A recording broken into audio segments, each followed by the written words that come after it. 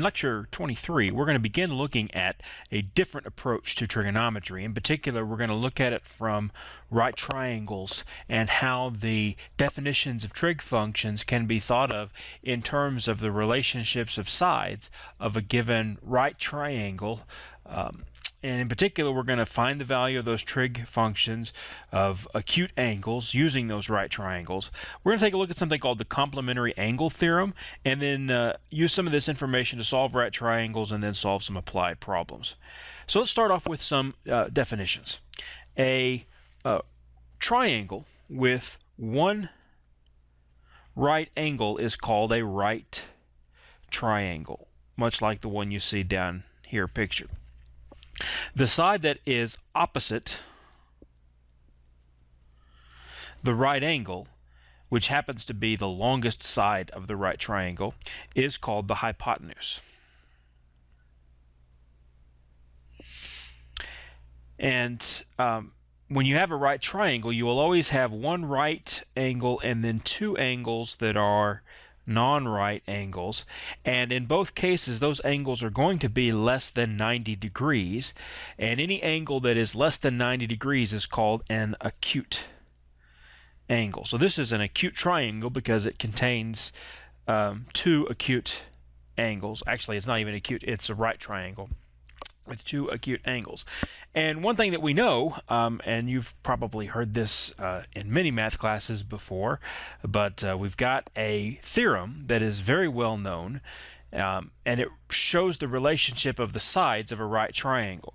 Now, taking C to be the hypotenuse and A and B to be the two sides, so A and B are both adjacent to the right angle, we know that a squared plus b squared is equal to c squared. That is, the length of the side A squared plus the length of the side B squared will always equal the length of the side C squared, which we have used in many cases before, but it applies again in this circumstance of a right triangle. To see how the trigonometric functions relate to the right triangle, consider taking a right triangle like this one and superimposing on it a coordinate system. So here is the origin of a rectangular coordinate system, and let's place the angle theta in standard position and place the end of the hypotenuse on a circle that is centered at the origin. So this circle right here would happen to have this equation, right? Because it's centered at the origin, it's x squared plus y squared is equal to c squared.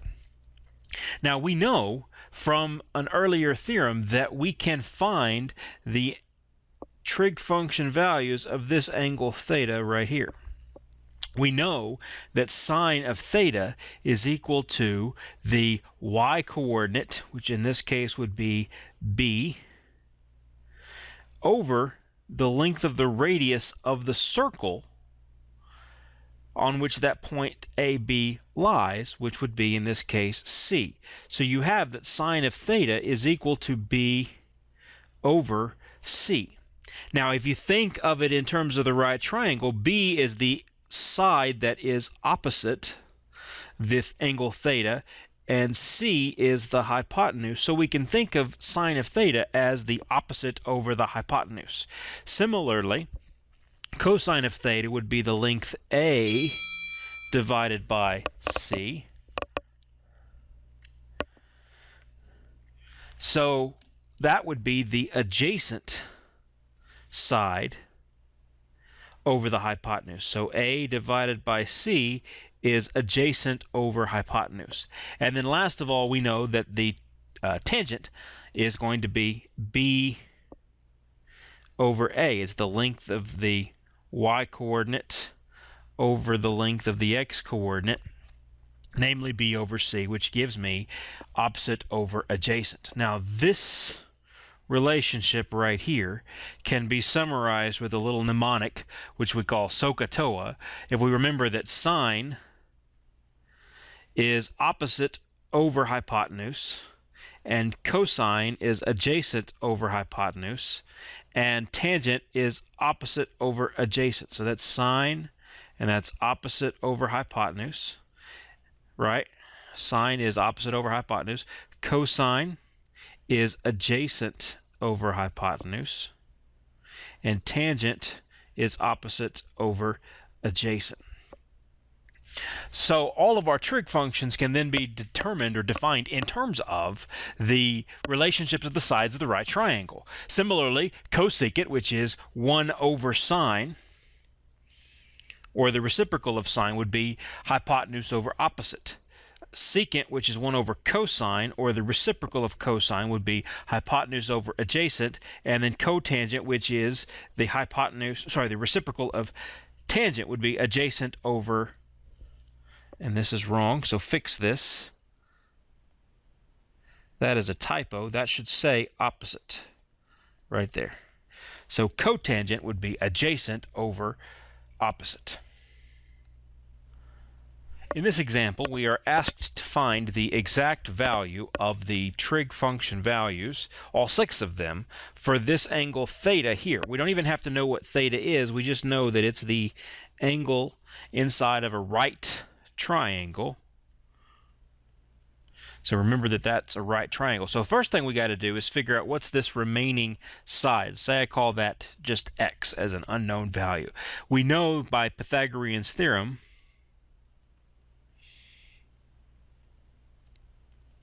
that x squared plus 3 squared is equal to 5 squared. So x squared plus 9 is equal to 25. So x squared would be equal to 16. So x would be 4. And since we're measuring lengths of triangles, we don't have a coordinate system here. We just have always positive values when we're measuring lengths in a geometric sense, right? Since we're not having direction and we're not on a coordinate system for this particular example. Okay, with that said, we now know this is 4, so we can find all 6 trig function values just by remembering SOHCAHTOA. All right, so sine of theta would be opposite, which is 4, over hypotenuse, which is 5. Cosine of theta would be adjacent over hypotenuse, which is 3 for the adjacent side, adjacent to the angle, and over the hypotenuse, which is the long side of the triangle, length 5. Tangent of theta would be then opposite 4 over adjacent, which is 3. And of course we can find the other ones by just remembering that they are reciprocals of these first 3. So cosecant would be 5/4, secant would be 5/3, and cotangent would be 3/4. At this point, we want to take a look at something called the complementary angle theorem. So first, let's define what do we mean by complementary angles. 2 angles which are acute are said to be complementary if their sum is a right angle, right? So if you take a right angle and you break it up into 2 pieces, call that A, call that B. If A plus B is 90, then they are complementary. All right, now 2 non-right angles in a right triangle are always complementary, and the reason we know that is that the sum of the interior angles of any triangle is always going to be 180, right? So this angle plus the 90 degrees here is always going to equal 180 because the sum of the interior angles of a right triangle are always 90 degrees. If you just subtract 90 from both sides, you see A plus B is 90, which is exactly what it takes to be complementary. Okay, so by looking at this, you can see that there is going to be something similar about the sine, cosine of angle capital A and angle capital B. Notice, sine of B would be the opposite of B over the hypotenuse, which would be B over C. But little b here is also the adjacent side to capital A. And if you then take cosine of capital A, it would be the adjacent side over its hypotenuse, which is C. B over C. So sine of B is always the same thing as the cosine of A. Cosine of B, which would be, I'll get some of this stuff erased, cosine of B would be adjacent side to B over the hypotenuse, A over C. But that's opposite for A, both over the hypotenuse, gives you A over C.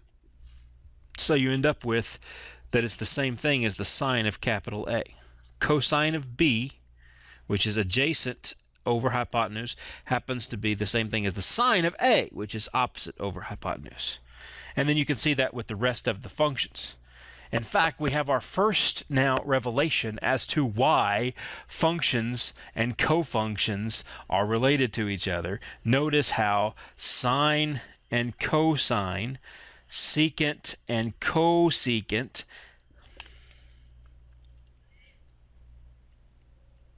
and tangent and cotangent,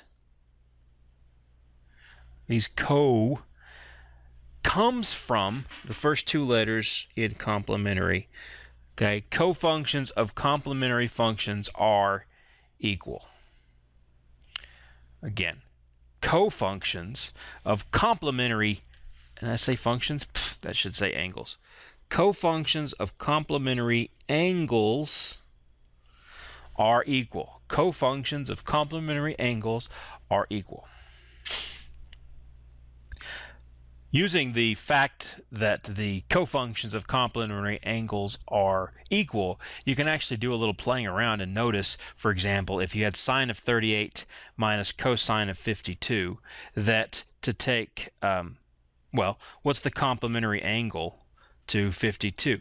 It's 38, right? So cosine of 52 would be the same thing as sine of 38. So you'd have sine of 38 minus sine of 38, which would happen to be 0. Similarly, you notice you got cosines and sines of complementary functions here. So cosine of 10 would be the same thing as sine of 80, because cofunctions of complementary angles are the same. So this cosine of 10 is the same thing as sine of 80, and then you have sine of 80 on bottom. They divide out and you're left with a 1. In this example, we're actually asked to find some missing values from a particular trig function. In this case, notice, we're asked to solve. That just means find all unknown angles or sides. So we've got that for a given right triangle, the little b side is 2.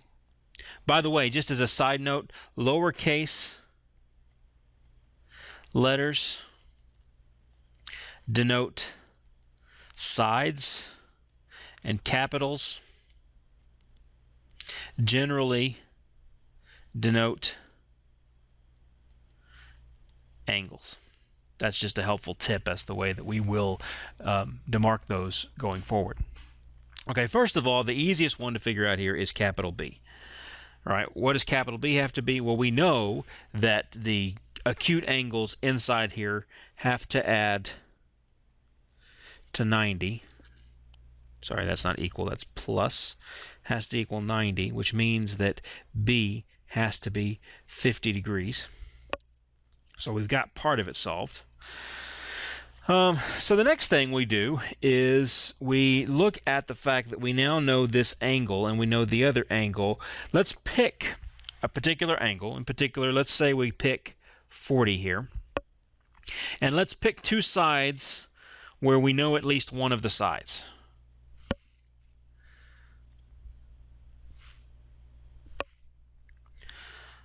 Okay? We could very well have, in fact, I'll tell you what, let's do this. We could pick these two sides as well. Any two sides where we know one, and the reason I do that is that if now I write down the trig function that relates those three things together. What's the trig function that relates 40 to A and to 2? Now 40 is over here, so you've got that the A is on the opposite side and the 2 is on the adjacent side. So what is opposite over adjacent?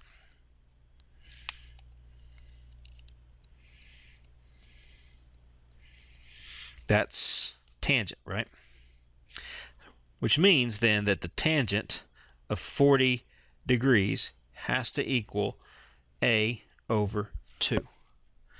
Now the beauty of this is, by just setting this up using the definition of the tangent, we have an equation that has only one unknown in it, namely a. We can solve for a. So that's what you're always looking for, is if you can set up an equation that has only one unknown. Tangent of 40 I can plug into my calculator. First I can move the 2 to the other side by multiplying both sides by 2. I end up with a is equal to 2 tangent of 40 degrees. Now if I put my calculator into degree mode and then hit 2 tangent of 40, I get a is equal to 1.68. Now that I know one of these sides, in fact I know two sides, I can use the Pythagorean theorem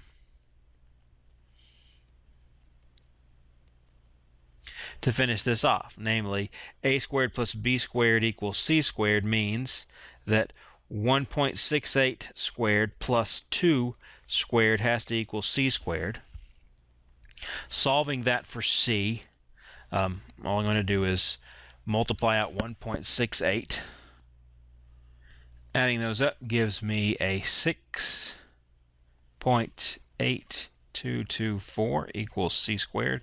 So c, if I take the square root of that, gives me 2.61.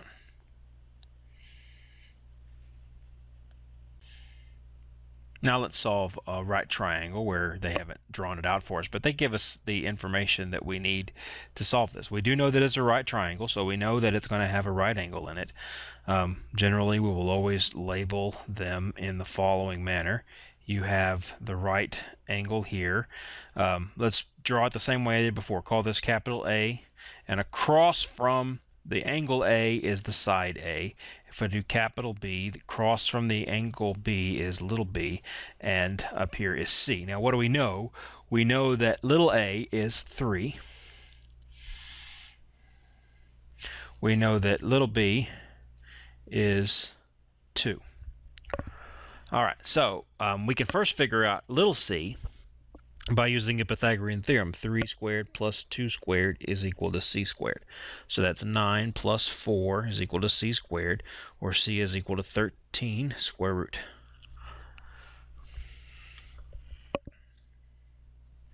All right, so we know this side, and now square root of 13.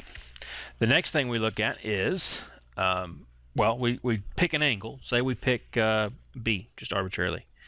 Now, is there a relationship where we know two sides and we can set up a trig equation?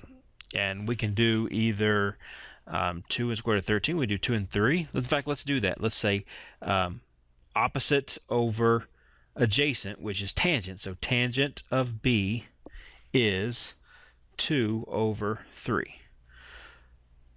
Now, since we're looking at only positive angles and we're looking at angles that are less than 90 degrees, we can use the inverse functions here. Remember, for tangent, it's defined here, and we're only looking for angles that are up here in the first quadrant. So, since those are the only angles we can worry about, we can go straight to our calculators and do tangent inverse of 2/3. Now, make sure your calculator is in degree mode, and you do that and you get B is 33.7 degrees. Now with A, we could do another trig function value, or we could remember that A plus B has to equal 90 degrees. So A has to be 90 minus 33.7, which is 56.3 degrees. We've solved the triangle. All we're using is our understanding of trig function values. We can now solve any right triangle where we have only two pieces of information. It can be two sides, or it can be an angle and a side. Now, you can't solve a right triangle where only thing that you know is two angles besides the right triangle. The reason why you can't solve a triangle that all you know is its angles is because I can draw a triangle, different sizes where all the angles match. So, right, this is a right angle here, this is a right angle here. This angle is the same as that angle, and this angle here is the same as that angle. So, knowing the angles does not uniquely define the triangle. But the point I was trying to make is that if you're given either two sides or a side and an angle, you can solve a triangle. Let's look at this example. A straight trail leads from the Alpine Hotel, which has an elevation of 8,000 feet, to a scenic overlook, which has an elevation of 11,100 feet. The length of the trail up to the overlook is 14,100 feet. The question is, what is the inclination or grade of the trail? So here's the picture. You've got a hotel. Right, from the outside of the hotel, by the way, we know this elevation is 8,000 feet. You go up to an elevation, which is the overlook, of 11,100 feet. And we know that the length of the trail leading up to that overlook is 14,100. The question is, what is the angle of inclination, which happens to be this B right here? Now, since we're looking at the differences in elevation, we're going to go straight up and down, and this is going to be straight horizontal, so that makes this a right angle. So the length of this side can be determined by taking 11,100 minus 8,000, which gives us 3,100 feet. So what we want to know is, can we find B? We don't have to solve the entire triangle, but we do have to figure out what trig function relates B to this side over here to this side over here. And since this is the opposite and this is the hypotenuse, we know we're going to use sine of B is opposite over hypotenuse. So the sine of B would be 3,100 over 14,100.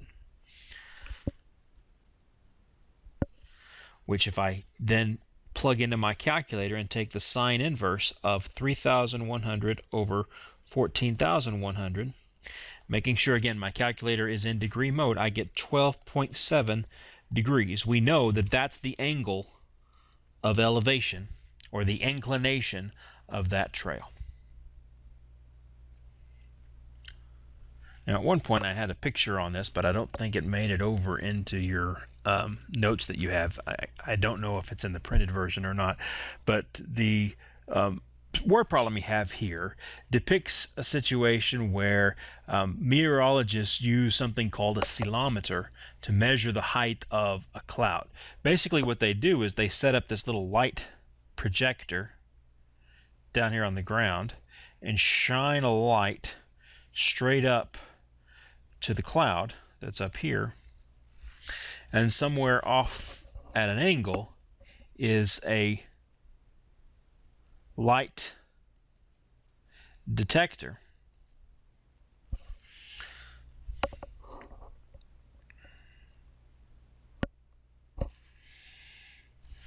And we know the base distance from the light source, or the projector, to the light detector, and we can also measure the angle of inclination, theta, for this particular light detector.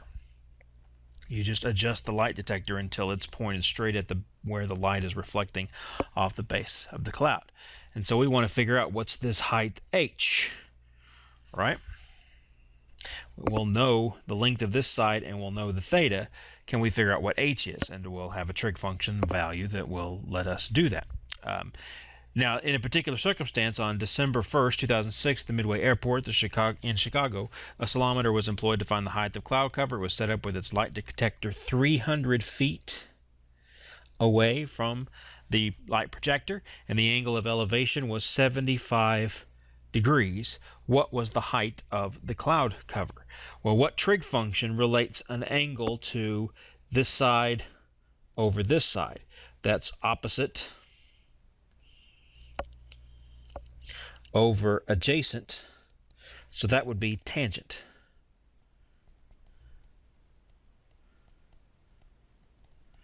Which means tangent of 75 degrees equals h, which is unknown, over 300. If I multiply both sides of this equation by 300, I'll have solved for h. That was 300 degrees, by the way, because you couldn't tell. 300 degrees. That cancels with the one on bottom. You got 300 now, move to the other side. So h would be 300 tangent of 75 degrees. Plugging that into my calculator, I get 1,119.6, or to the nearest foot is 1,120 feet. And that's some applications of how we can use the right triangle definitions, or the right triangle relationships for trig function values, to be able to solve triangles and solve some real-world applications.